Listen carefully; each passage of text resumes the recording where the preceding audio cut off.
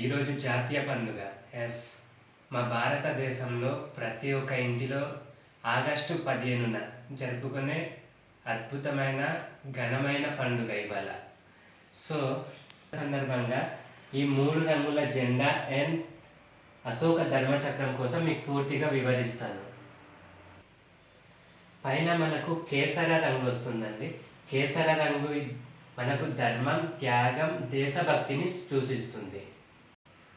మధ్యలో తెలుపు రంగు మనకు పవిత్రతను చూపిస్తుంది, శాంతి అండ్ స్వేచ్ఛతను సూచిస్తుంది. కిందన మనకు ఆకుపచ్చ రంగు, ఇది జీవనానికి, పాడి పంటలు, సమృద్ధికి సంకేతం అండి. సో మన యొక్క జీవితము కలర్ఫుల్గా ఉంటుంది, ఎందుకంటే మనం భారతీయులం కదా. మనము 3 రంగుల జెండా ఎలాగైతే మెరుస్తూ ఎగురుతూ సంతోషంగా ఉంటుందో ఆ విధంగానే మన యొక్క జీవితం కూడా పాడి పంటలతో సమృద్ధి కలిగి మన యొక్క జీవితం కూడా సంతోషంగా ఉంటుంది. దానికి మనకు ఆకుపచ్చ రంగు చూపిస్తుంది. సో భారతీయులు మనము పేదవాళ్ళు కాదండి, మనం ధనవంతులు, ధనికులు, సమృద్ధిగా ఉంది. ఏ ఇంట్లో చూసినా బంగారం, సంపద సమృద్ధిగా ఉంది.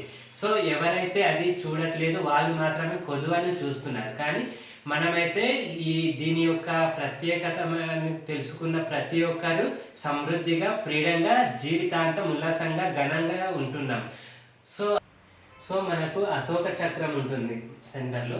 అశోక చక్రం అనేది మనకు న్యాయం, ధర్మం, సమానత్వాన్ని చూపించి ప్రత్యేకంగా భారతీయులను క్రమశిక్షణలో ఉంచుతుంది.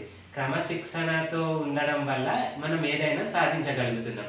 ఎవరు మన మీద వచ్చినా సరే మనము క్రమశిక్షణ చర్యలు తీసుకోవడం వల్ల ఈ ప్రపంచం మొత్తం మా దేశాన్ని ప్రత్యేకంగా గౌరవించే విషయంలో మనం భారతీయులు. సో భారతీయులు మనం చక్రవర్తులు. సో ఎవరి కిందన పని చేయడానికి వీలు లేదు, ఎందుకంటే మనం అన్ని రకాల సంపదలతో, సౌభాగ్యంతో సమృద్ధిగా కలిగి ఉన్నాము.